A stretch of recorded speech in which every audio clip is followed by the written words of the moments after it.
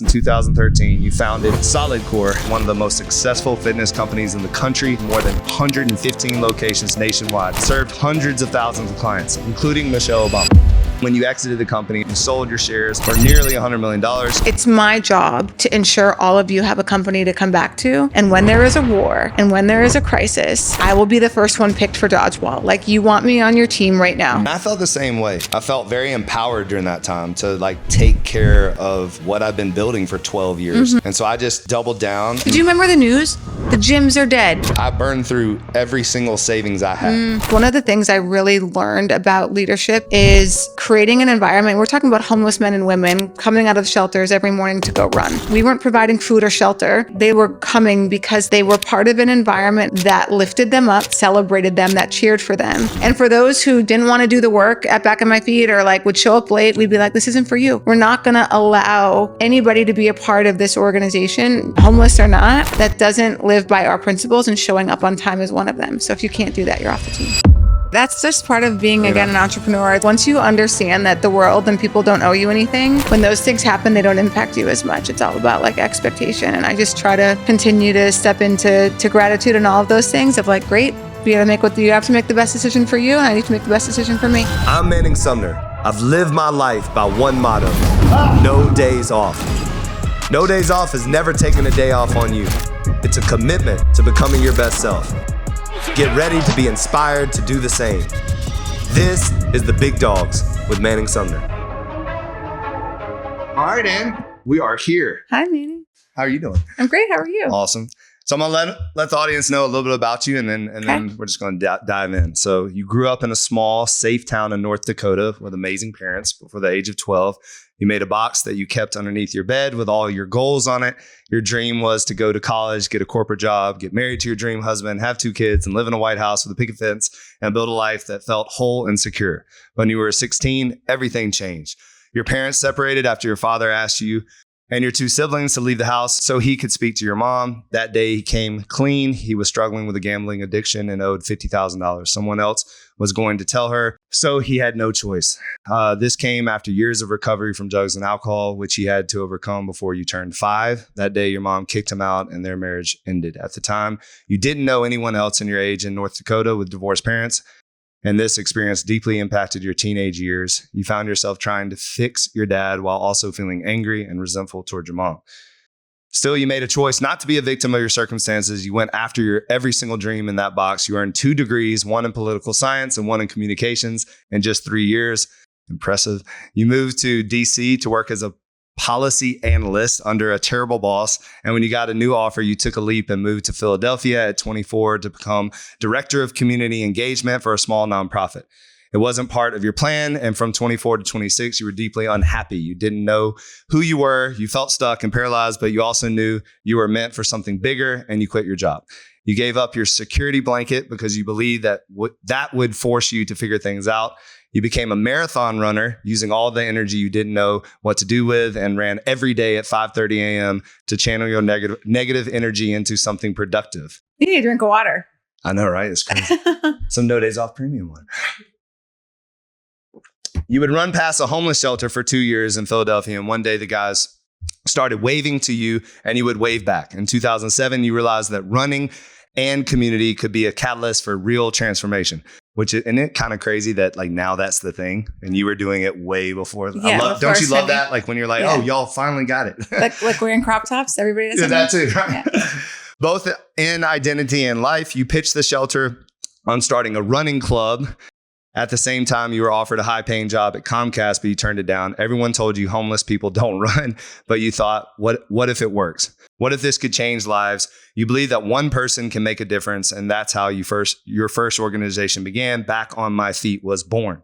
Through trial and error, you built it into a national nonprofit that uses running as a vehicle to help individuals experience homelessness, find empowerment, and reclaim their lives. Under your leadership as CEO for 6.5 years, you scaled the organization to 14 cities with an $8 million annual budget, helping thousands of people achieve employment and more self-sufficient living. Eventually, it was time to move on. And after taking your first Pilates class in 2013, you founded Solidcore, a Pilates-inspired boutique fitness studio. You built it from one location in DC into one of the most successful fitness companies in the country, and even created your own Pilates reformer machines. Over 9.5 years as a founder and CEO, you raised over $200 million in private equity and grew the company to more than 115 locations nationwide, employed over 2,000 people, and served hundreds of thousands of clients, including Michelle Obama. You invested every dollar you had, and when you exited the company in April 2023, you sold your shares for nearly $100 million, sharing millions from the sale with your employees. You are more than an entrepreneur. You are a visionary CEO, an investor, an advisor, a philanthropist, an athlete, a keynote speaker. You've spoken at over 120 events, including TEDx, and for major companies covering topics like leadership, entrepreneurship, taking bold action, finding happiness, and driving social change. In September 2023, you moved to Miami after years of bouncing around the East Coast, DC, New York, and San Diego, where you met your husband, Brett, who was initially a boxing coach. You now spend your time writing your book, playing beach volleyball, and supporting work that helps people struggling with addiction and those who've been wrongly convicted. That's interesting. We have something in common there. You are deeply passionate about empowering people to live on their own terms. I like to like read some quotes. That like your quotes. Okay. Yeah. And one of them like really stuck out because it's wild because I've been saying it a lot lately. Just have a day one. Oh, yeah. So I've been like seeing people in the gym, like it's day one, it's day one, it's day one. Cause our thing is no days off. So that really stood out. And then Solidcore tagline, building the strongest version of yourself. Our tagline is no days off is never taking a day off on you. It's a commitment to becoming your best self. So there's so much, synergy in that. So that was a lot, people, because she's amazing. Yeah, it's been a lot of fun. Listen, I've loved every chapter of my life, and it's been very real and genuine and authentic to what was going on with me personally, and to turn those things into organizations and companies. I'm sure you can relate as an entrepreneur. There's no like who you are over here versus over here. You mix all your food together and you get to show up as your true self at work and at home. Yeah. So I want to ask you, what's going on now? Gosh. Well, one, I play more beach volleyball than probably anybody else. Okay. I literally train like a professional athlete, but nobody pays me. That's cool though. I like it. It's honestly so great. I on Monday, I had to cancel 2 calls. I'm like, I got to take a nap. We played for 9 hours on Sunday, and then Monday morning, and then the gym. 9 hours of straight volleyball. Well, yeah. I mean, you're taking a break and eating and stuff like that. But so that's been really fun for me. And I think, have you ever read the book, Die with Zero? If you have not read it, Bill Perkins. Think I have, but I'm not positive. Yeah. I've read a lot of books. It's about optimization in certain points of your life, right? So wealth optimization, I don't need to make another dime if I don't want to. I get involved in things that can grow my financial impact that are really fun and that I believe in. And that's like, if I'm not going to have fun doing it, I don't need to do it. I'm not doing it. And it's about, your health, right? So optimization of health. And I feel like I'm in this point right now where I want to be so physically exhausted at the end of every day that I earn my sleep, I earn my food, and I don't want to take what my body can do for granted. And then, of course, it's so it's health, it's wealth, and then it's sort of career impact that you could make. So, I think we're all just in different chapters, and there are entrepreneurs out there who just need to keep over and over and over again creating businesses, and great for them. I don't really feel the need to do that right now. I sort of feel my professional superpower is about empowering other people to step into their own power and realize that they are capable of starting the thing, doing the thing, sharing my mistakes, my lessons, my advice along the way, if my journey or path can be helpful to people. And that really fires me up. So I do a lot of keynote speaking on that. No, I love that. Yeah. So everybody's, and I know you've seen it, everybody's into morning routines right now, especially the viral video that I don't know if you saw that guy did and ducked his head in the ice, and now there's so many memes on it or whatever. So can we dive into a little bit of your morning routine? Yeah, sure. I think right now, again, I play volleyball every morning from 7 to 9. So I get up at 6. I make my morning drink is what I call it. It's like Brian Johnson's longevity mix. It's amino acids and it's electrolytes. And I drink that. I play with my dog for 20 minutes. I have a cup of coffee, and then the girls arrive at my house because I have a beach volleyball court in my backyard. Amazing. So we play from 7 to 9, and then I eat, and then I go to the gym. And then I come home and I do work from pretty much 11:30 to 2:30. And then I'm either reading, listening to podcasts, sauna, cold plunge, and then more than likely playing volleyball again. Or shooting a podcast. So. Yeah, exactly. That's so yeah, that's like my routine right now. Have you ever seen 4-way volleyball? Have I ever seen 4-way volleyball? Yeah. What do you mean, seen it? So I had a guy on the podcast and that. CrossFit? Yeah. Oh, yeah. Like, you know what I'm talking about? Yeah, Chris the CrossFit. Mead? Yes. You know Chris? Yeah, I do know Chris. Right. Yeah, he's great. He's so great. I had him on the podcast and he told me the story about inventing 4-way volleyball. And I think it was genius. Totally. Yeah. Yeah, they have them for like the pool and stuff too. But yeah, I know Chris and Aaron from Founders Club. Yeah, great guys. And man, do those guys hustle. Oh, yeah. Big time. Yeah. Big time. But I thought of you as What is your morning routine? 3:50-ish, 4 in the morning. You get up at 3:50 in the morning? Yeah. I've been doing that. Do you have kids? Okay, that's why. Yeah. Yeah. Oh, exactly. I don't have kids yet. So yeah, I have 2. So I have a 5-year-old son and a 10-month-old daughter. Okay. Actually, no, she's 11 now. Okay. 11 months old. And so I try to get up before the chaos happens. Right. And obviously my day starts at like 7 because as you remember when you own a gym, it's open early. I mean, we open at 5. So it's like basically your day starts at 5. But I try to come in here, get a workout in first. I always start my day with read something, like just something, read something, listen to something, whether it's worship music or something like that's elevated, not like, rap music. Right. I like it. And then get a hard workout in. I'm a believer in like the intensity of it, like do something hard. If I have the time, I do sauna, cold plunge if I have the time, or otherwise I just jump in. I just came out of retirement. So from training. So I stopped training for years. What do you mean? Like you were working out but not training? One-on-one training. Oh, training other people. Okay. Training other people. And because I was focused on the business. But this professional athlete just got me out of retirement. Okay. So I actually started with him today, which was kind of like cool. Like I thought I would never, ever do it again. But I don't know. It felt good today. So it was different. Yeah. So you had a day one. Yeah, I had a day one. Exactly. And I was saying it today to him because he was like laid out on the turf, exhausted. Right. But so then I usually come upstairs, check emails. Then I like to run home and take my son to school. Okay. That's like kind of our little ritual. And then just start the day. And as you know, it's a lot. So work stuff. You're in expansion mode. Yes. So I that's what I'm curious about too, is like, I feel like I'm in one of these weird places where I'm receiving a lot of congratulations, great job, your place is amazing, your water is amazing, like all these compliments, but I'm also in the trenches with it, So it's like, did you have that moment, whether it was like location 15 or 16, where you felt like it was about to get to where you really saw the vision? Because for me, like I'm always telling my team, we're just getting started. Just getting started. Because as entrepreneurs, we have what we want in our head. Like we have this vision of what we think is where we're trying to go.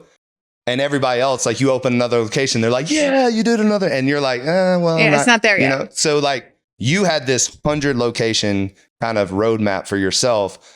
Was there ever a moment where you realized like, okay, it's coming, or that you knew you had to like put the shovel in the ground and keep going? You know what I mean? Like, was there ever that moment where you were like, and not second guessing yourself, but almost like knowing that it's coming. So then you have to like work even harder to get it to happen. If that makes sense, Yeah. I mean, listen, you should take the congratulations along the way, because getting another studio open is no small feat. And if you don't do the first, I always tell people who like, my big vision is here, XYZ. I'm like, yeah, but you're never going to get there if you don't take care of studio or location number 1, right? You have to build the demand and the quality and the consistency. And that's what's going to propel you to studio 2, 3, 4, 5. So I think of knowing when we almost were going to make it was literally the February 2020. We'd hired bankers and we were set to open 31 locations in 2020. Like leases were signed, the plan was done. And so we were going to get to 100 locations in 7 years of running Solidcore, which was very, very fast. But I'm like, that's what I said I was going to do. Hire the bankers. Let's, take the 6 months. I'll stay on, get to the 100 locations. And then of course, COVID hit. And, all of our plans just went awry and we had to pivot. And I'm really like, I think people are like sick of talking about COVID, but besides the tragedy and the hardship that created for a lot of people, I am really grateful for the leadership lessons and the CEO lessons and the how to navigate a company during very, not just uncertain, very opinionated times. I mean, everything that I did on a daily basis, I felt scrutinized for. We had 20 different states at that time. So every single area was like, I mean, even different rules, different. Even DC, Virginia, and Maryland. I mean, all of those were intertwined. We call that market for us DMV because they were. I mean, our Virginia studio was 2 miles away from our DC studio, but the rules were different there. So It was very complicated. But I never ever felt, even when COVID happened, like I just remember telling my team that like, it's my job to ensure all of you have a company to come back to. And when there is a war and when there is a crisis, I will be the first one picked for dodgeball. Like, you want me on your team right now. Like, we are not going to lose this game. This virus, this pandemic is not taking this from us. Other people will fold. Other people will get stressed out, and like, there's going to be opportunity for us. So we went into expansion mode in 2021 and we opened 11 more locations while other people were just getting open, like their other locations. It's so interesting that you say that because so they closed us down here, and I had 3 locations when they closed us down, but I had 3 locations under construction. And construction workers couldn't get COVID, so construction kept going. Couldn't get COVID. Yeah, it's like restaurants couldn't get COVID, but like all the gyms were still shut down. Exactly, it was so wild. Let's not get started on that. So, and I felt the same way. It was like I felt very empowered during that time to like take care of what I've been building for 12 years, and so I just doubled down. And then that was also, like you said, I felt like everybody was going to be either scared or hiding or waiting. And I thought it was an opportunity to grow. Yeah. So I doubled down on the construction, but then we were in a warehouse for 13 years, a no AC warehouse, but we were opening all these new locations. So the OG original headquarters location that how I grew the brand was, now it's like we kind of outgrew that. Like, we needed AC, we needed a nicer place. So I actually walked my dog continuously looking for another place, because that's all you could do back. I probably walked my dog like 6 hours a day, like, and I walked my dog around, and I found this building, Strata at Wynwood, brand spanking new building. And I remember calling them and them going like, it's COVID. And I'm like, I don't care. Like, let's negotiate. And I actually got that deal done in August 2020. Wow, good for you. And, got an amazing lease, an amazing situation. And I really believe it was just because of the faith that I had in that we're going to, on the other side of chaos, we're going to be okay. I felt like a lot of people made permanent decisions in the temporary season. And did you remember the news? The gyms are dead. Yeah. No one will ever go back to in-person. You remember what Barry's did? I don't remember. They put a ton of money in Barry's X. Yeah. They had like 15 subscribers. Yeah. It was a disaster. I remember. And then Nike put everything they had into mobile, like online shopping. And then they started tanking.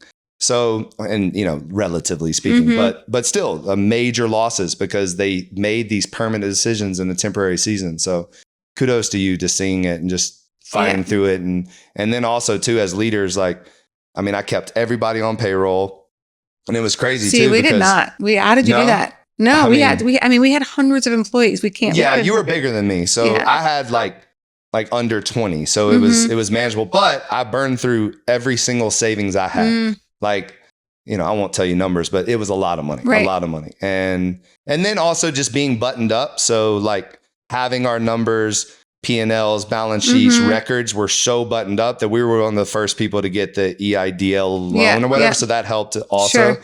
But then the crazy part was we reopened, we get things going, and about 9 of the people that I kept left me, So that was like, oof. Yeah, I know. That's just part of being, again, an entrepreneur. And I feel both ways. It's like, once you understand that the world and people don't owe you anything, when those things happen, they don't impact you as much. It's all about like expectation. And I just try to continue to step into gratitude and all of those things of like, great, you have to make the best decision for you. And I need to make the best decision for me.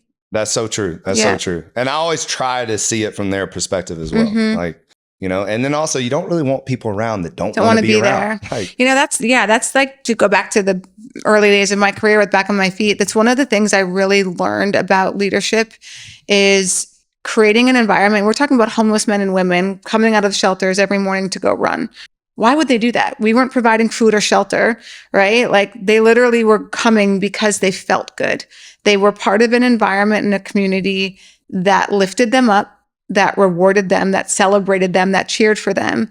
And when you create a culture like that, people just, you know, want to be there. And for those who didn't want to do the work at Back on My Feet, or like would show up late, we'd be like, this isn't for you. We're not going to allow anybody to be a part of this organization, homeless or not, that doesn't live by our principles, and showing up on time is one of them. So if you can't do that, you're off the team. I love that. And on that note, did you ever have a moment where you had people with you in the early days, but then as you started to see more success, they weren't going on the ride in the same manner you were? Because you strike me as someone that is constantly becoming a new version of yourself, a better version, like always improving and learning. And you need people on your team that have that same mindset. Did you have people that started with you that, you know, 2 or 3 years later, they just weren't the right fit and you had to move on from it? And not necessarily from a firing standpoint, but just from a, like, just didn't work out standpoint. Yeah, of course. I mean, there's literally only one woman, Dimple, who was with me in 2015, that is still part of the company. And that's even rare to me. The fact that she was around when we had 10 locations, and she's VP of legal now, that she still has elevated herself enough to now be a part of a organization that does almost $200 million a year, is incredible. And that's so just one.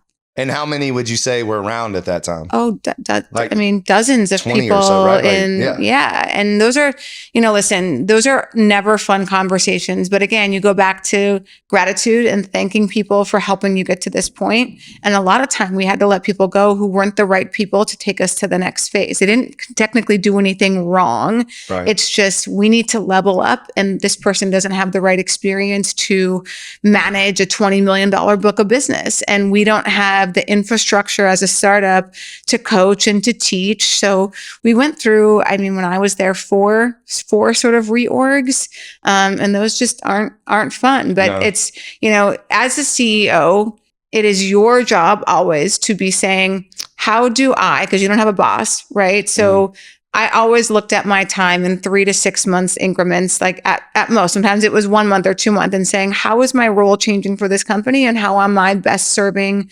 as the CEO, who's the highest paid person in the room, who has the most equity?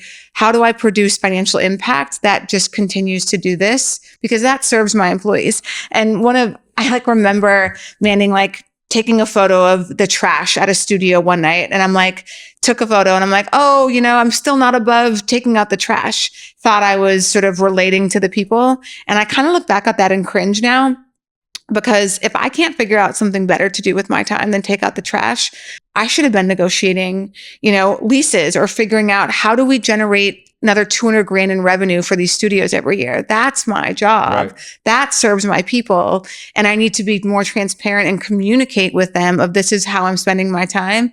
And the people that end up growing with you in those roles are doing the same. They're not waiting to be told what to do. They are asking themselves, how do I make better financial impact for the business? And those are the people that you tend to promote. They're already acting as a VP. You just change their title. You know, that's what I would say is kind of my biggest pain point now, is just having people around that they've got to switch. You know, they're going to have to buy into where we're going, not where we are, or it's just not going to work. You know? Yeah. I was listening to Hermosi, and he was like, everybody, and I was like, oh, you should say this too. Everybody, I don't care if you're in sales, if you're in client customer service, HR, if you cannot articulate your financial impact to the business, right? So if it's not like, okay, you're in client services, what's your financial impact? I don't know. I answer questions. Wrong answer. You know, like, you help people continue to want to stay at this business, and you help them love this business so much that they're giving referrals, and we're bringing in more people, and that we're going to sell additional products to that client because they're so invested in our brand, because we give such great customer service. Same with HR. turnover is very expensive. If that person can't understand that putting the right resources into hiring the right person who's going to stick around for 4 years, or employee retention and how that, financially supports the business, wrong person for the role. And I think sometimes people get confused over what they think their role is. It's like financial impact. If I can't quantify your salary and I can't see 3x return for what I'm paying you, you're not going to be around very long. I like the way you said that too. And it's so true. I think it can be a byproduct of the CEO or the leader not expressing that. Yeah. Like not being, just letting them know. Because if there's confusion in their role, then they're not going to do what they need to be doing. So some clarity and role. And you know who did the best at that? I forget his last name, Toby from Shopify. Remember, again, going back to COVID for a second, but like businesses were expected to be everything for everybody. And he finally wrote this letter to his employees saying, listen, if I hear one more of you use the word family around here, you're fired, right? Because a family means unconditional love. That means you can do anything and I'm still going to love you. And that's not what a company needs. A company needs team members who understand, And listen, I'm laughing because I call it teamily. So for me, we're not a team. We're not a family. We're kind of in the middle because, like you said, you can't be a family because that's too lovey-dovey. Yeah. And like you said, if people make mistakes, you have to love them anyways. Right. No. And then teams sometimes can be too like cutthroat. So there has to be a little bit of family in there, in my opinion. Okay. And so that's why I call it a teamily. Yeah. So. I like the innovation, but it's also just like if some team member, and you can relate to sports, isn't doing their job, call it MBA, what happens? They get taken out and they get sit on the bench while someone else has to come in. Right. And so everybody has a responsibility every day to say, what is my role on the team and how am I showing up? And then he's like, we're not a social justice organization. We're not going to comment on everything that goes on in the world. I'll tell you what we are going to comment on if it's good for business. And you need to be okay with that. Have your beliefs, have your political views, express them. But the company is not going to be a pillar or a voice for everybody else's voice here. It's just not going to happen. We're not a democracy. We're not going to take a vote every time a decision gets made. If we are taking a vote, know that I'm going to take it into consideration. If I'm asking for your opinion, I really want it. But you need to trust as your leader, I'm not going to ask it every time. And I might make a decision you don't agree with. You need to be okay with that. So anyway, go back and read that letter. Drop the mic. He was so good. I thought it was like so helpful. So I'm going to pull a couple of questions because they're good. You recently posted about having the best abs of your life at 44. Yeah. Incorporating more strength training into your routine. Can you also share how your fitness journey has evolved over time and changed? I lift really heavy now. I didn't really used to do that. Okay. Even when I discovered Pilates and decided I was going to start Solidcore, that was sort of my first big introduction into lifting. And Pilates is still light, and Pilates will get you, toned, and it'll help with your endurance muscles.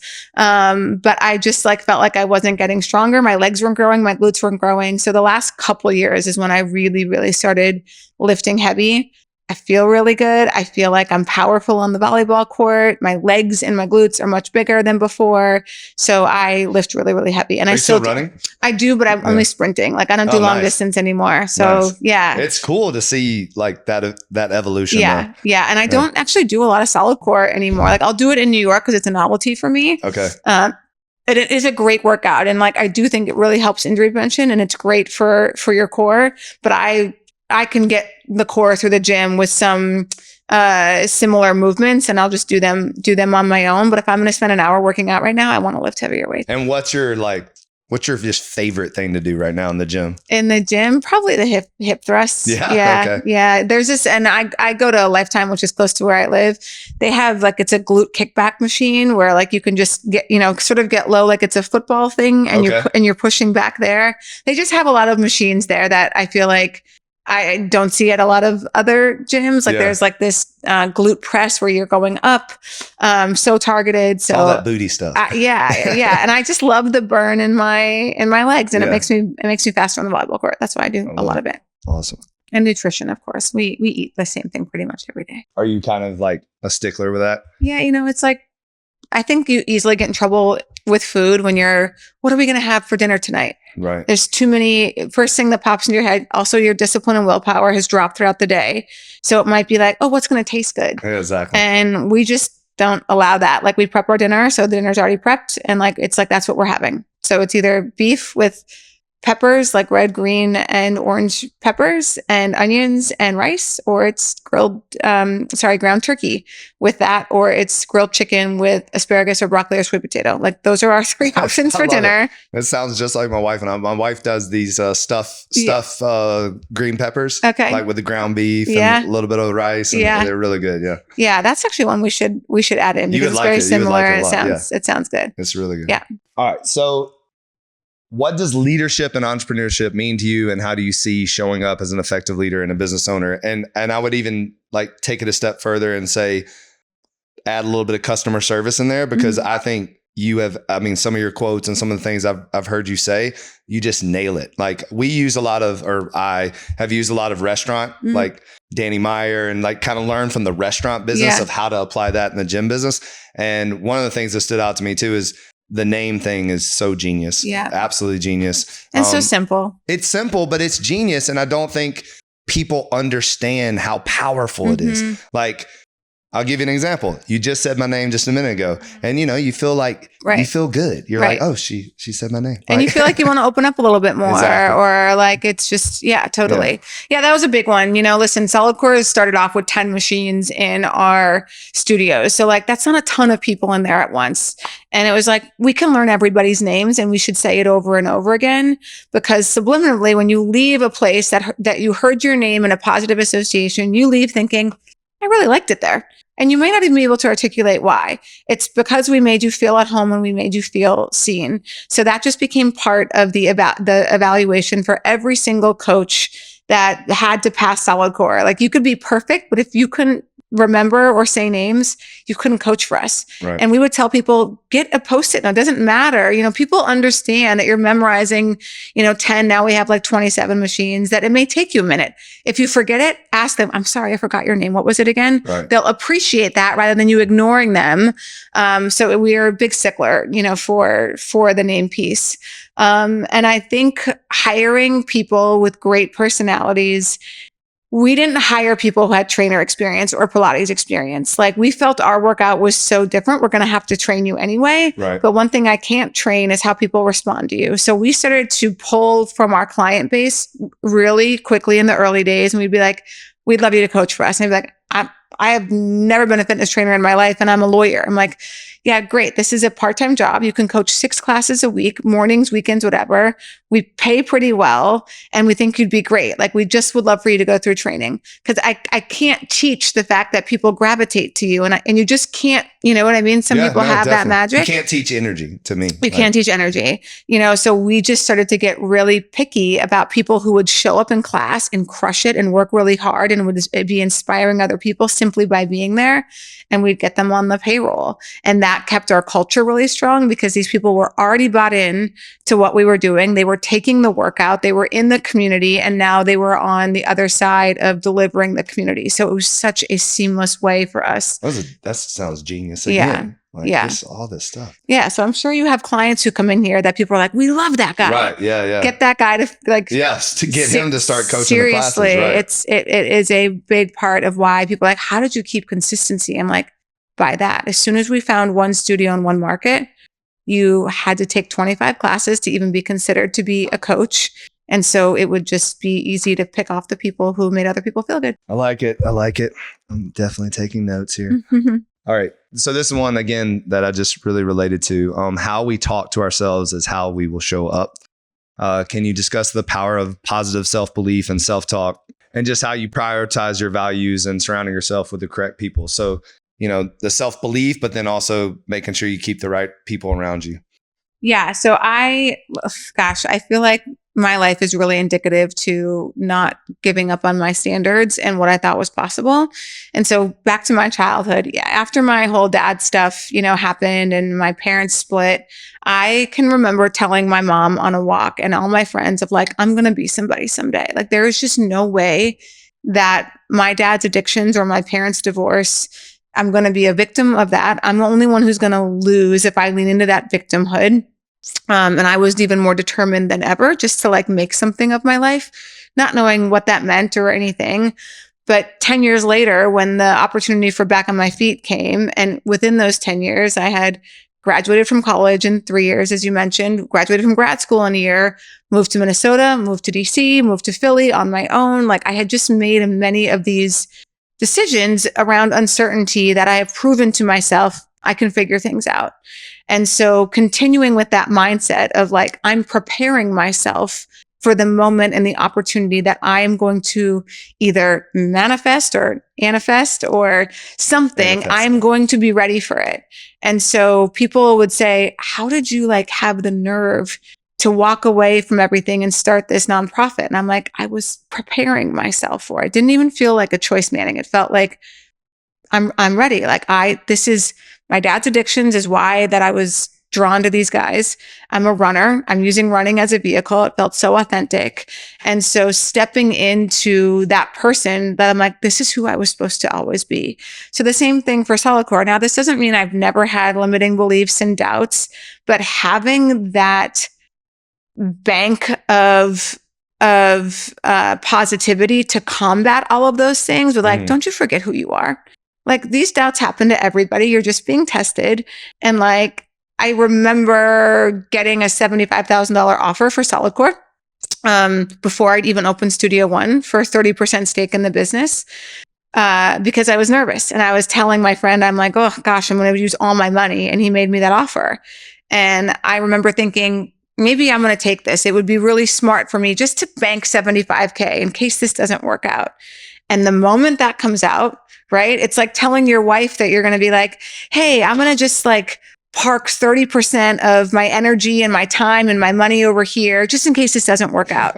What happens when things get hard? You start to lean into that 30% and you start to be like, man, I'm really glad I didn't go all in on this. And so just even thinking that out loud, I'm like, no, if I have the money to do this, if I'm not willing to put it all in, that tells me I shouldn't do it at all. That tells me I'm doubting myself. I don't believe in myself and I have no business starting this company. Right. And I even feel the same about my husband. Like I was engaged twice before my husband and I called off those engagements because it was just like, I don't think this is what I imagine marriage or my partner, like this is wrong. I'm making a bad decision here. I'm going to hold off. This is going to be difficult. And especially the second engagement when like my mom was like, are you kidding me? I'm like, I can't go through with this. I'm just not going to do it. And I always knew someone like Brett existed. His playfulness, his athleticism, the flirtation that we have on a daily basis, the energy between us, like I knew who I was looking for and just never like giving up on that and getting married when I was 43 years old. We're like family planning to have a baby when I'm 44. Like I do not care. I wasn't going to do things based off of anybody else's timeline or expectation of like, well, that's just the way life is, Anne. And I'm like, I don't think it has to be, you know? I think a lot of women need to hear like more of that because I feel like they put so much pressure on themselves to find the right person early and have a family early. And it's like, and I even have guy friends or like my girlfriend's like wants me to get married, you know? And it's like, so I don't know, like, can you go a little deeper on that? Just like what, because it sounds like you didn't want to settle. You just knew your intuition was telling you that this is not right. And the truth is, now look at you. It's like you made the right decision. Yeah. So I think there's something to be said about listening to what you know is what is best for you. Like, you know? Yeah, you're also talking about the rest of your life here. So forever. You're right. You're in a hurry to make a decision for a timeline for the rest of your life. I think that's a big reason why, frankly, divorces happen because we are so fixated on achieving this by this date. And gosh, I mean, I didn't know who I was in my 20s, right? I'm still a baby and a kid and learning everything. And I think you'll start to see a lot of people, at least I hope so, making decisions later in life about who you want your life partner to be once you've had some life experiences of your own and you get comfortable enough in your own skin, you can stand up for yourself, you maybe tolerate less, you know what your standards are for yourself and people you want to be around. But yeah, I just sort of was like, I'm going to walk down this aisle. Like, I don't want to be like, well, if it doesn't work out, I'll get a divorce. Like, I just never, you know what I mean? Right. Like, I just didn't, I'm like, I don't care if I ever get married. There's no societal expectation like there was back in the 60s and 70s, you know, like you need a man for all these things. So I don't know. I just think you're talking about the rest of your life. Did you meet Brett before or after, like, were you in the middle of Solidcore or was it after? I was in the middle of like actually doing a transaction that fell apart. We were supposed to sell in November of 22 and they backed out of the deal. Like that's happened to me twice. So yeah, we met in August of 22 and like fell in love really quickly and like just kind of moved in together and we got engaged a year later. But yeah, it was right before the Solidcore sale. So we were August and then I sold it in April. So he was around for like 8 months. Good for Brett. Yeah, I know. It's funny because he hit the jackpot. No, but Manning, like he would see when he tells his story, he'll like call his friends, like, I met this girl. She's great. She's so fun, blah, blah, blah. And he's like, but she's fucking really successful. And his friends were like, oh yeah, man. Like, do you want to have a pity party? But seriously, it is funny though. Yeah. Like, you know, like, cause most of the time, sometimes, you know, it's the other way around. So it's like awesome to see you. You're like, you know, and totally. And you know, you hear these men who can't date women who make more money. And I'm just like, listen, women are on their way up and they're not going anywhere. And you better do the work on yourself to get used to women making a lot of money. It also could be a pretty awesome thing. So I'm a book guy. I love reading. What are you reading right now? What am I reading right now? The Ritz Carlton. I can't remember the customer name. Service one. It's the customer service Ritz Carlton one. It's really good. Are you a big customer service person at your gym? Yes. Yeah. Like Unreasonable Hospitality. Yeah. I made my whole staff read it. Cool. We have like required reading, like The Advantage by Patrick Lencioni, Ego is the Enemy by Ryan Holiday. Okay. The Leader That Had No Title by Robin Sharma. Okay. Are all kind of things that I make sure everybody reads. And then I'll throw like new ones at them and make sure they read those. Like we did one called Consistency. What was the other one? Anyways. Cool. So love it. You Never Split the Difference, which is awesome, especially with negotiations. And then How to Win Friends and Influence People, which is another badass book. What is there any other books that you're like currently reading or have read that like for business wise? Those are usually my two like big go-to ones. I think sometimes autobiographies, honestly, just because of the tenacity. Like one of my favorites is Andre Agassi on Open. Hearing people's stories on tribulations, and you know, a lot of these people with their books get pretty vulnerable. So I love reading success stories on how people got to where they are. So that was a really good one. I have a picture of me in the Andre Agassi like full blown outfit with the pink tights and the blue. You know what I'm talking about? With the headband. I gotta get my mom to send that. We can throw it in this podcast. Yeah, and it's like people who make it, who are real, like they're anomalies, right? Yeah. So, and usually there's a lot of pain and upbringing, and obviously he has that part of his story also. But I just think you find these moments in relatability with all of these folks that end up at the top. And usually they're coming from a place of disadvantage. They're coming from a place of pain. And a lot of people think that those are disadvantages. And I'm like, use all of that. Yeah. Like that is what's going to propel you. There's something in you, Manning. I don't know what it is, but like that makes you want it more than anybody else. And those are usually the people, again, that end up winning, but it's coming from somewhere. And I grew up with parents who never pushed me. And I was annoyed by that. And I outperformed my brother and sister. And I'm like, why don't you love me more?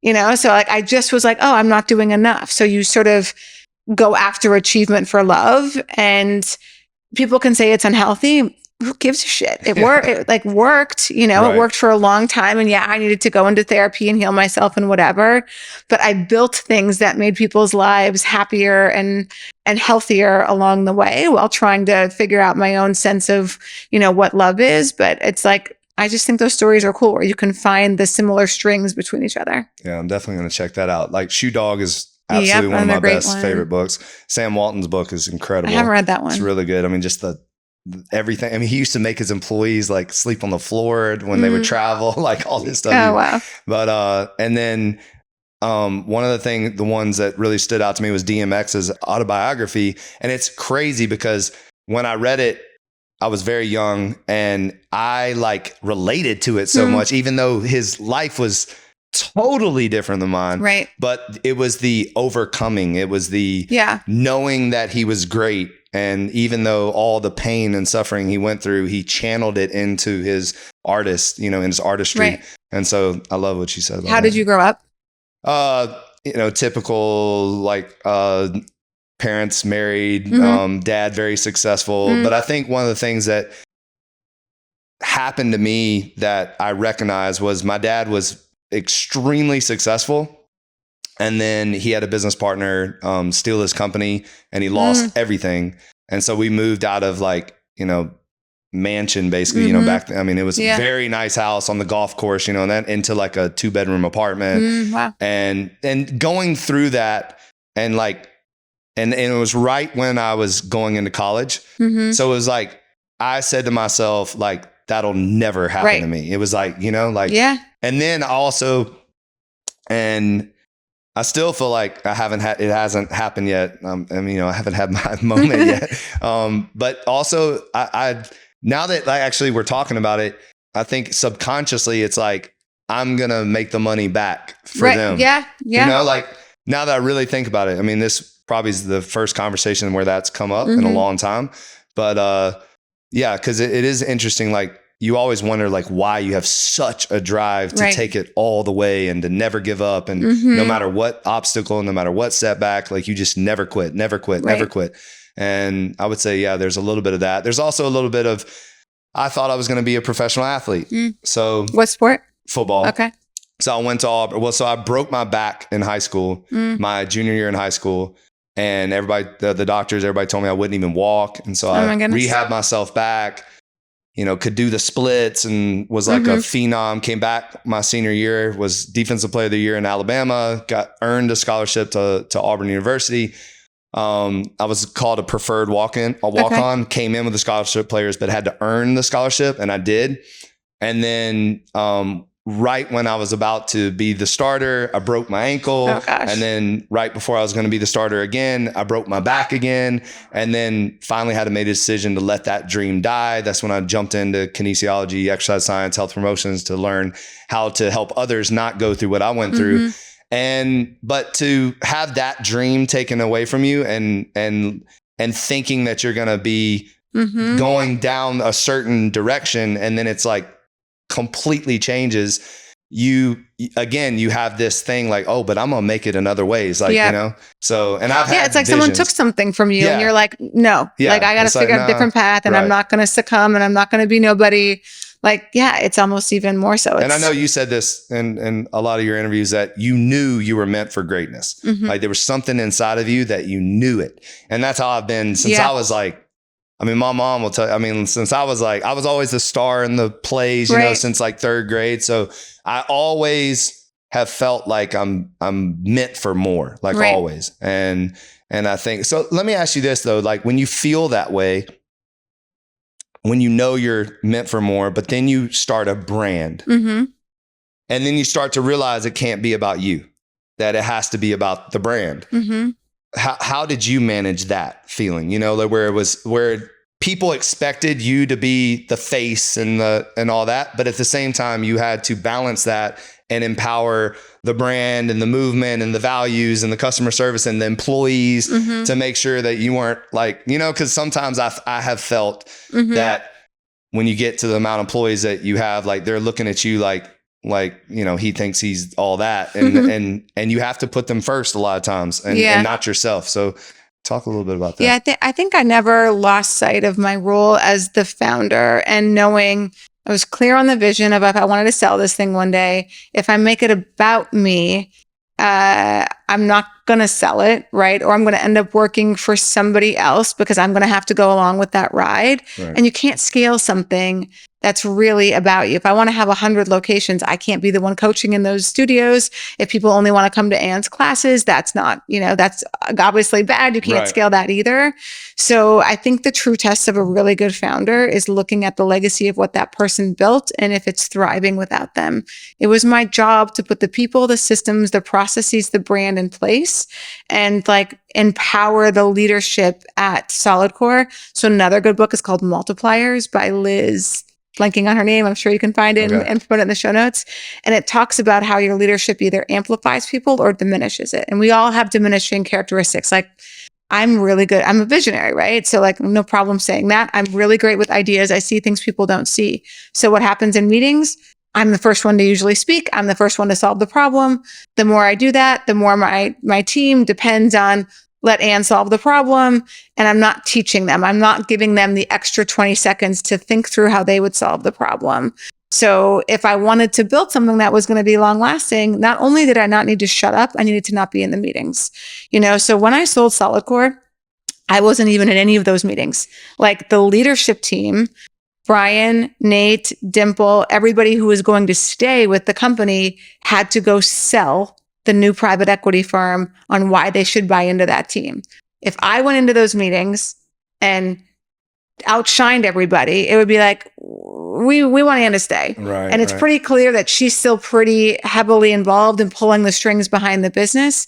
So that was a really important part of like, you guys have to go do these meetings and you need to knock it out of the park because these people are buying into you. They're not buying into me because I'm exiting on this deal. So anyway, I think putting your energy into the team, into the culture and giving those examples, Manning, of like, I think I remember telling the team of like, once I read that book, I'm like, here are the ways that I am actually doing you guys a disservice. So I am going to spend this entire meeting asking questions and I'm not allowed to answer one question. So if you pose a problem, I might turn to Oscar and be like, Oscar, what do you think about this? How would you approach this problem? Yep. And you get to the solution that way. And then people start to use their brains more and they start to trust themselves, because the most dangerous employee or leader is leaders that are around you that need permission from its founder or its CEO to execute. And either the CEO has created a culture where they punish people when they're making decisions because they didn't ask you, or the people don't feel confident enough to make them. So they come to you and say, hey, Manning, I just had this great idea, blah, blah, blah. What do you think? And you say, that sounds great, man, do it. Now that person knows, cool, I'm protected by dad. He said do it. So if it doesn't work, it's not my fault. It's your fault. Right. And that's, you cannot grow something really big if all the big decisions are flooding up to you. Yeah, that's amazing. Can you discuss the power of uniqueness and how it has played a huge role in your success, both personally and professionally? Oh yeah. So like, I sort of think as an entrepreneur, right? I know what I'm good at. I know how to build curated, high quality branded experiences that no one's ever experienced before. And I sort of think that was my leg up of like, I don't make chairs, right? I'm like, I don't really know how to compete in that world to get people to buy chairs or do whatever. But there was no nonprofit that used running as a vehicle to help homelessness. I'm like, right. No one's doing that. I'm going to do that. I'm going to be the only one who's doing that. Same thing with Solidcore. When I discovered Pilates, I'm like, no one's really doing this on a big scale yet. Like, I know how to scale things and I know how to implement community better than anybody else. So because I know how to scale quickly, I'm going to start this and I'm going to get ahead of everybody else who already has 5, 10 something locations. And because the workout was so unique, like this is the same thing. Like it's like a cool water brand, right? You're like, this place hasn't been disruptive. Everybody tries to be like, clean, non-offensive marketing. And you're sort of, again, wait, is this a cocktail? Is it a beer? Right. You're getting people's space in an innovative, unique way. And our tagline for Solidcore for so long was like, it's the hardest workout you've never tried. And so that curiosity, it was like people would ask us to describe it. And we're like, we really can't. It's not really Pilates. It's resistance training on a reformer, but you're going to just have to come and experience it. So the word of mouth behind Solidcore that you probably realized too, people love to talk about the fact that they work out and they love to talk about how sore they are. So after doing a Solidcore class, because it was so different, people had to tell everybody, I did this class, you need to go try it. So it was the power of leaning into that uniqueness from a business wise. Yeah. And then personally, like I have short blonde hair, I wear crop tops and I have tattoos. I'm a hard person to like forget. And I think that itself communicates confidence. So when I went in to raise money for private equity, I went in just like this, right? You could see my core, you could see my abs, and I tried to be funny and I tried to be even flirtatious. I leaned into the fact that I was a confident woman. And I think because many of those guys weren't used, they were used to women walking in those doors, buttoned up, behaving, let me not say the wrong thing, let me just answer your questions. And they're kind of unforgettable. Right. So I was, like me or not, you're not really going to forget after you either see me or have a conversation with me. And I stepped into that and it helped exude confidence. Love it. Yeah. Love it. So Anne, if I were to get into your car right now, would you be listening to? Oh, interesting. What would come on? I'm kind of in like a Maggie Rogers era right now. Wait, who? Do you not know Maggie Rogers? Maggie Rogers? Yeah, Maggie Rogers. Oh my goodness. I'm a music guy. So Are you I'm really? gonna have to dive What kind of into music do you like? everything. So Really? I love music. So, Okay. Yeah. Try listen to Maggie Rogers. All right. It's just like a very kind of chill vibe right now. Okay. What genre is it? It's kind of like folk, Okay. country folk kind of. All right. I love that stuff. So I hope I didn't just offend her in any way, but yeah, it's really good. Like my husband, it's funny. Like we went to a Hootie and Blowfish concert this summer. And so we listened to that for like 2 to 3 weeks straight. Yeah. I do like some Do you do hip-hop. that too? Because like when I like something, I like overkill. Like it's the same song every five. Like I just like soak it in. Yeah. So I got obsessed with Marcus King. I don't know who that is. Oh my God! Check Marcus King out. Okay. Is the it Marcus King band and Marcus King? Is it? It's bluesy country rock. Okay. He's one of the greatest guitarists I've ever heard in my life. Okay, Marcus King. Yeah. And we're going to Rufus to Soul in May, so I'm sure there'll be a. You know the music that like makes you make funny faces, you know, where it's like I don't know. I do that. Like when it's like such a crazy guitar moment, you like make funny face. Yeah. Okay. I don't know. And I like musicals like Hamilton. I'll get on a Hamilton kick again and listen to the soundtrack for a week and then move on to something else. Yeah, I have a pretty wide range of. Like, do you need motivation when you work out? I listen to music. Yeah. If I'm just walking on the treadmill, it would be a podcast, of course. But like if I'm doing weights and stuff, you gotta need a little. And like this is also people. I do not work out at home. I'm like I really don't like to work out at home. I also try to convince myself that everybody's waiting for me at the gym. And they're like waiting for me to get there to inspire them. So like when I'm on the treadmill, I'm like, you better freaking get to that 14 on the sprint today because everybody is waiting and watching. It's a mind thing, you know, but it makes me show up differently. And that's why a big reason why I will go to the gym or like when I'm lifting heavy, I'm like, everybody's going to come and check this weight after you leave and they're going to see how much you lifted and they know what you lifted last week. So step it up, Anne. That's great. It's a weird thing. I had to change my philosophy when it came to the gym because I owned the gym. Especially in the one that I was in, is because I used to like be pissed off at the weights. Like I'm gonna freaking destroy you. Yeah. But then everybody thought I was like upset and mad. Yeah. So I had to like calm it down a little bit. You need a t-shirt to tell people. Yeah. Like I'm working out. Like, I'm mad. I'm just, getting my pump on. Yeah. When it comes to work-life balance, you say it's all the same. Can you elaborate on that? Because I feel the same way. So. Yeah. Listen, when you love what you do and also, people keep asking, are you going to start another company? I'm like, not right now. I know too much, but I look at this gym and I sort of was like, this would be so cool. Like, I love the setup that you have here. The fact that your office is here, your podcast, and like you did a really nice job with the vibe in here. I can see why it'd be easy to spend all day in this place. But man, naivete in business is such a superpower because my first year of Solidcore, I was sued by an ex-boyfriend.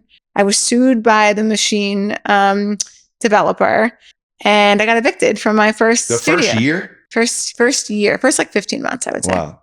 And if someone would have said, and this is going to happen the first year, I might have been like, I'll choose something else, you know? But going through that, very little rattles me anymore because I've just been through so much. So I think work-life balance when you're an entrepreneur, if you don't love it, like it's not meant for you. Like I loved every second of building that company. I loved being in the studios. I loved coaching. I loved figuring out the big problems. I loved opening another studio. I loved seeing someone walk around with a Solidcore shirt on. I loved the emails that I got of like changing people's lives. It was all representative of what I felt I should be doing with my life. And when I wasn't at Solidcore, it's like I was hanging out with somebody who took a Solidcore class. Like it was just all the same for me. Yeah. So I never felt like I really needed an escape. I kind of feel that way about when people need vacations. I'm like, no, I don't have kids, so people might harp on me for that. But I feel like if you need such an escape from your life, you might be doing something wrong. I agree. I call it. It annoys me when people are like, I need a vacation. I need a vacation. It's just like a vacation. It's like what is vacation? Is life that bad? Like it means vacating your life. Exactly. Right. So like if you feel that coming on a lot, I just think you're not in alignment. Now I enjoy making experiences. Of course. Like, I always want to create moments over materials. You know what I mean? Especially when it comes to family, but not to escape my life, right. you know? Yeah. So, it's an extension of, yeah. or I like the Europeans when they call it holiday. Like that's better than vacating your life. Right, exactly. Yeah. When I first opened this place and I got in here, I would find myself like not even realizing what time it was. Mm-hmm. And my wife was like, "What are you doing?" And I'm like, it just is so comfortable. And then we were shooting the podcast in an apartment, like at my old situation. And I would sweat during the podcast and like felt a little off. Yeah. And this, I feel so comfortable.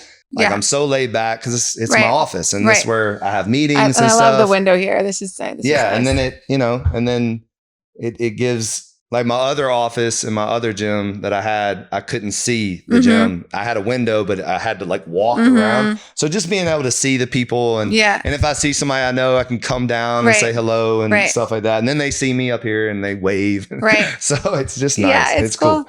Where did the dog logo come from? So my original pit bull was named Artemis, the Greek goddess of hunt. And when I read Shoe Dog, I was very, very intentional with my branding. I was like, all right, Legacy's the name. I need just do it. I need something that people can, the motto, the mantra, the ethos. And that's where No Days Off came from.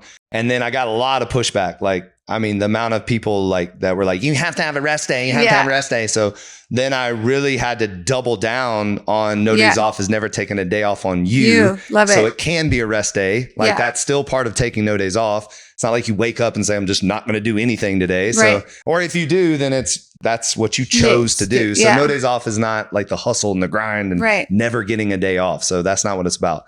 But I had to it took like a decade before people actually bought into that. And then I needed the swoosh, right? I needed something that was the badge, something that was recognizable, something that as soon as they saw it, they were like, No Days Off. Right. And that's where so I drew that and like that was my Nike swoosh. And then Artemis passed away 3 months after I came up with that. And then a buddy of mine found the same bloodline and was like, do you want to buy him? And so when he came down, he was 10 months old and I named him Legacy. I have a blue Stafford terrier. Oh yes, blue Staffy. Oh, yeah. It's one of the smartest dogs in the world. She's sassy. So smart, smart, almost too smart for their own good. Yeah. And then I had Monita was the white one, and it's weird because it's the first time in my life I don't have a dog. But I have 2 kids, so it's like I want to be patient with it and let them be at an age they can help but I'm such a dog person that it's like weird driving my truck and not having the dog licking me in the ear or trying to get in my lap. Like Artemis would literally get in my lap while I'm driving. Yeah, like Ruby has to be like she just needs to make sure she knows everything's going on. Yeah, she's dogs the are the best. Yeah, so, it's our first time having one. And I'm a big fan. And pit bulls were what got my mom. So my mom was attacked by 2 German shepherds when she was pregnant with me and fell down the stairs and they jumped on top of her. So she was horrified of dogs, like horrified. And so I told her I got a pit bull and she was like, don't even think about coming home, And I came home from college and had this, 2-year-old pit bull and my mom locked herself in the room, was like, I'm not coming out. By the end of the trips, Artemis was sleeping in the bed with my mom. Oh my God, too funny. And then now, to this day, my mom's like I have to have a pit bull. So does she have one, or is she gonna get one? Well, she had one. Yeah. And then circumstances, we had to give her up. But now she's ready for her next one. That's awesome. So it's cool. That's funny you said that about the logo. I made Solidcore's logo and Back on My Feet's logo. Like then, and it's like people can spend hundreds of thousands of dollars on these things, and you're like, it's like one of my mottos is there's more than one right answer. Yeah. And like, you could take this and someone might say it has to be this and has to be that. But like some things just need to be good enough. Did you also have like people that just flat out tell you like that's not going to work? Of course. Like, I mean, literally people were like hated the dog. We're like, that doesn't even make any sense, Yeah. Like that's the kind of shit. Now when I see it like just everywhere, right? Well, like we're the official premium water of the Miami Heat. So I was just there. I said that. I'm like, okay. So cool to like, and I'm like, told you, Right. I know. Well, the brackets, some people are like, doesn't make sense. Like it doesn't make sense. And like, but if I look at the brackets, you're looking at it as a grammar. I'm looking at it as brackets are like obliques. and their community and togetherness and tightness and like bring it all in. So that's why the brackets existed. I think I read a story too where y'all's sweatshirt was like the most wanted item in like for, I don't know. There was an interesting article on y'all's sweatshirt that you would sell that like people were obsessed over it. Like they had to have it. It's because you had to earn it, you know? Yes, that's what it was. Yeah. So we took all of the retail. I mean, if you guys are doing retail and killing it, that's great. We could never figure it out. And we had like 70 some locations. Pain in the ass business, and I'm like, get this shit out of the studios. The staff hate doing the inventory. We have to pay for it. We never make any money off it. It gets stolen. Like we're just putting it online. We'll do special things. Yes. And so when they actually, I cannot take credit for this, but they're like, let's do a sweatshirt that will be, you know, you have to earn it. And the only way you earn it is through a tough time in the year for us, which is over the holidays where people just kind of fall off working out. And so they do this Solidays challenge where in those 16 days, if you take X amount of classes, you earn the sweatshirt. So yeah, like you cannot buy it. I love that. I'm stealing that. Yeah, so. You should steal it. You know the 29.029 event? Have you heard of this? The what event? 29.029. No. Okay, so we did this last year. It's the equivalent of Everest to the same elevation. Okay. So you get 36 hours to climb. It's a mountain somewhere in Canada or the States. They do it at like 8 or 10 different ones. A third of people just don't finish. And when you finish, they give you a red hat. And the only way you can get that hat is if you finish the event. I love that. So it's kind of like when you see people with the red hat, you're like, I know what we went through to get this. Very smart. That's really cool. Yeah. All right. You said you love to speak and you'll be returning to speak at your high school soon. That's kind of cool. Oh, I already did that. You did it already? Yeah. How was it? Those kids were tough. It's much easier speaking to adults, but like kids are rowdy and they are, you know, they're not thinking about their futures and careers. So it's a good challenge to go back and keep their attention for 45 minutes. But, you know, in my mind, I'm like, if I can just reach 10 kids out of the hundreds that are in here that think about that their life could look different. And, you know, my particular high school now, it's a little, how the lines were drawn. It's the part of Bismarck that isn't as affluent as the other high school.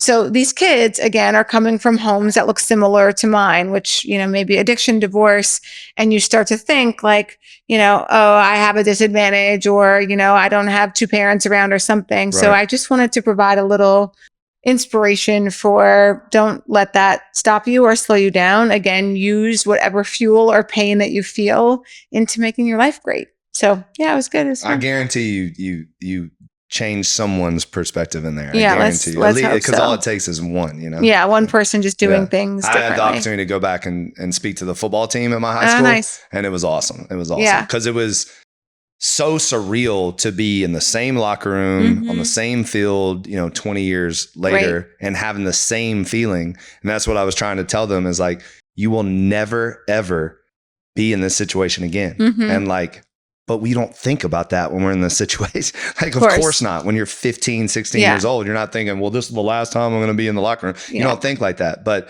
man, if you could go back and tell your younger self that, then you probably would play harder, go after the ball more. Like, you know, you'd give way more effort because that's it. That's all you get. Yeah, I played sports too. And I think sports are just so defining for me, right? Like I was the only senior on my basketball team, having to be the leader. Like, yeah, I just working as a team. When someone wasn't playing well, how to have those conversations, literally being on sports and being a waitress were two very formative things in my life. Like being a waitress back in North Dakota when I was 16, different people, right? I got to figure out how to make you like me so you'll tip me. I got to like remember your order. I have to multitask. I've got 5 different tables. How do I make sure I get everything done? Like it was an incredible job for me as I got older and had a bunch to do at like being a CEO. You think the same way. What's the most efficient way for me to do something? Right. Yeah. I think sports for me, and then also being a personal trainer, because especially when you're doing it for professional athletes, because you're not just their trainer, you're their concierge, their bodyguard, their, I mean, nutritionist. I mean, they make you do everything, right? Or you want to, or if you're good, you do everything. Yeah. So that was it prepared me for a lot. So good. A lot. It's so good. So I'm going to ask you a question. What's the plan with the company? What are you hoping to, what's the? Well, I was hoping you'd walk in and just be so blown away that you're just like, I want to get involved with you. So, not a bad plan. I mean, it's an impressive office. So it's interesting. Now I have like this brand, it's bigger than gyms. It's bigger than apparel. It's bigger than beverages. Did it start as just water or start as gyms? It started as gyms. Yeah. See, I thought it started as water because the water brand's so big. Yeah. So I opened my first gym November 2008. Okay. And then that became kind of infamous for training. How old were you? I'm 47. Okay. So what I was 34, okay. 30, in my young 30s, I guess, early 30s, young 30s. Was that, young 30s. That a thing? Young 30s. This is my young 30s. It was right around the time that personal training studios were like the thing. Okay. Like there was a personal training studio called Me. There was like all these personal training studios. And then 2008 was right after the recession. So it was like personal training was actually on the decline. Right. But I had already built up like a massive professional athlete clientele. I was kind of like a celebrity trainer when it was actually a thing to be a celebrity. Now everybody's a celebrity trainer.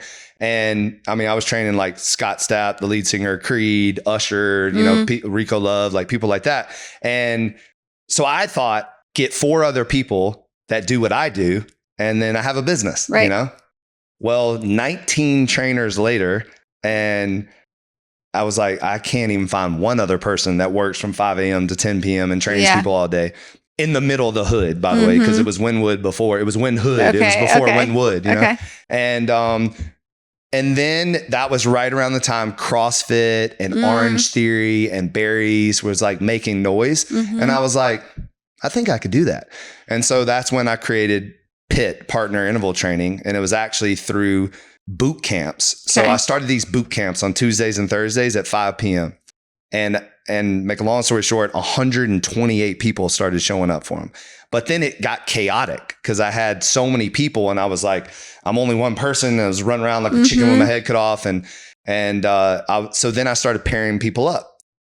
And then one day after pairing people up, I turned 100 people basically into 50. And I started looking at the room and people were like high-fiving each other and encouraging each other and motivating each other and changing each other's weights. And I was like, okay, this is something. And then, so that was in my head already. Yeah. And then I used to double book clients on purpose so I'd make more money. And so I double booked Marion Barber, who was a Dallas Cowboys running back, with this overweight woman. And I put them through the same workout, the exact same workout. So you had this elite professional athlete training with this overweight woman. And obviously they did different weight, but they did the exact same movements, the exact same workout. And then the light bulb just went off. And I was like, I can do this and like scale it. And so then I started like, pen to paper and I read Michael E. Gerber's the E-Myth seminar of how to create systems and procedures and how to not work in the business, but work out of the business, that whole thing. And so I started writing down like, okay, we're going to do 20 stations, 2 minutes a station, 30 seconds in between each station. You go, your partner goes, you go, your partner goes. Your work is their rest is your work. You're going to hold each other accountable. You're going to motivate each other. You're going to change each other's reps. And so I created this thing where even though you're one trainer, you damn near have 20 other trainers in the room, coaching everybody. And then I made it very militant, like from a standpoint of like, we make people, there's all science behind this, like, arm around your partner, what is this? And everybody screams PIT. And then, what does PIT stand for? And then everybody screams Partner Interval Training. So it creates that kind of like, we're working together. And then I did what everybody told me not to do. I stopped being the coach. So a guy told me this will never work when you stop coaching. And he owned 33 Planet Fitnesses. And he was like, you care too much. As soon as you're removed, it will fall apart. So I was like, okay, I'm done coaching. So I literally stopped coaching and started pouring into other people and really teaching them the systems. And then next thing I know, it started to grow. And then we opened our second location in Coral Gables. And then it's just kind of, gone from there. And then, but I'm in an interesting place because 2020, so I thought I was going to be the F45, the Orange Theories, the Barrys of the world. And when 2020 happened, I just saw a heightened sense of awareness of community, connection, and wellness. And I thought that places where you just go to sweat were kind of like, not that they're not going to be successful, but I just thought that people are going to want more now. And so that's when I kind of shifted my vision for the brand and went to more of these flagship style locations. So we have satellite locations, which is just the pit, just the workout. And then we have flagship locations like this, which is Wynwood, Fort Lauderdale, this, and will be Nashville. So they're all like co-working space, spa, cold plunges, a little bit more amenity driven, physical therapy on site, massage on site. Basically, where I say the longer the linger, the stronger the member. So like get them to stay, get them to, connect with people. And that's really the vision for it. It's kind of like I love Lifetime, but I think like Lifetime's a little like corny to me. So I wanted like a cool version of Lifetime, And Lifetime has a variety of members. You look like you have people in here who like really train. Not so yes and no. I still think we appeal to the because if you saw 5 a.m. I mean, it was actually, I love this is like a guy came up to me, he's super out of shape, super overweight. And he came up to me and was like, I lost everything and I'm here to change my life. So we still get that too, and not everybody is like jacked and fit. And like, you're seeing the influencers in here right now, looking all great and stuff. But yeah, so the vision is definitely quality over quantity when it comes to the gyms. So if every single box is not checked, because when you do $2 to $3 million facilities, you don't want to be in a bad lease. You don't want to be where you're spending too much of your own money, especially in a lease situation. So I'm trying to get developers to pay for most of everything, and then pick spots that are not quite there yet. As you can see, Little River is not quite there yet, but in 3 years, it will be the next Wynwood. Right. So same thing in Nashville. We went to Germantown. That is the next kind of big area of Nashville. So identifying places that are not quite, the $75 a square foot, find them where it's more like $25 a square foot. So you can actually be a successful, company. So that's for that. And then the beverages, I want to be the absolute premium water choice of every single person on the planet, really. This has been a fascinating business to jump into. It's like playing chess every day. You have to drive desirability and availability at the exact same time. You can't outkick your coverage or you get crushed in CPG. Raising money has been like, they're very different businesses. Yeah. Are they all underneath the same? No, so I separated them out. Okay. Separated them out. Yeah. So, and then I have apparel, which as you know, is a nightmare. So right now I'm just using apparel as more marketing. It's like merch, helping, like walking billboards, stuff like that. Yeah. Advertising. But this is the golden ticket. I would definitely say is something that I can see us building $1 billion brand, mainly with the waters. We have a very similar kind of poppy story, that we can see played out. Right. Obviously we have to execute, but we got signed with the largest beer distributor in the country, Reyes Holdings. Cool. So that has kind of been our game plan, is to really focus on premise. So where we call it immediate consumption. Anywhere you can sit down and pop open this can and drink it is where so it's a little different than going the retail route. And so we're kind of opening the eyes up to people. We're doing it a different way. So, yeah. Are you guys going to stick with just sparkling and for right now, it's like flavors? What's in this can is special. It took me about 1.5 years to make sure it was the perfect blend of electrolytes, the perfect purity. So that it's the process, it's a 7-step reverse osmosis process that takes it down to the 1 micron. We hit it with ultraviolet light, tonal pasteurization. So we're stripping out all the impurities. And right now, we've tested every single water on the market, 400-page test, and there's something bad in every single water. Every single water, there's something, whether it's PFAS, microplastics, toxins, metals, every single water out there has something bad in it. And what I think it stems from is the planet. At the end of the day, if you think about premium waters, they're coming from the springs, the wells, the mountains, the Icelands, the air, and all this stuff. And at the end of the day, us humans, we've been destroying the planet so long. There's really no such thing as pure water anymore. So I think we're probably the first premium brand to actually do it through a process and put it through that. So, cool. And we're coming out with glass bottles. Yeah, so that's another direction, because I think that's, if you really want to be premium, you have to do glass. Yeah. So we're doing that. But yeah, I don't know if that answered your question, but that's it's interesting because they're very separate businesses. Running a gym and running a water company. Yeah, it's definitely different. But I will say, from the brand level is something that, so my vision has always been, have you ever seen Pay It Forward? The movie Pay It Forward? No. I'm sorry, aging myself. I think I've heard of that movie, but I don't know if I've But basically just creating a movement, creating something that people can attach to their lives anywhere that goes beyond a product, beyond a brick and mortar thing, beyond like a sales thing, like that's something that's tangible that people can attach to their lives. That for me is what's going to take this to the moon. And the more people that can live this no days off life, then eventually everything else will work out. And we're starting to see that. Like we're starting to see people like, I mean, the amount of, people testimonies that people are like, I no days off, Right. So, but it's an cool. identity. You're creating an identity for self-identity. If you see someone with a shirt on that says no days off, you've created a brand that's like, this is the type of person that you are. So different than if I see someone with a Solidcore shirt, I'm like, I know who you are. Like no one does that workout if you're not ambitious, if you're not killing it in your career, if you don't like to work hard, if you don't want to challenge yourself. Like if you go in and try, you're like, that's just not for me. It's too hard. That's fine. But if you are someone who says, I've done 100 Solidcore classes this year, I'm like, I know the type of person you are. Yeah. So that's what you're doing with it's an identity.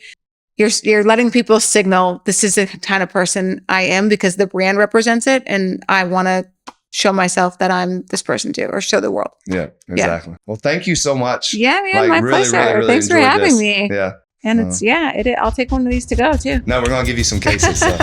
Yeah.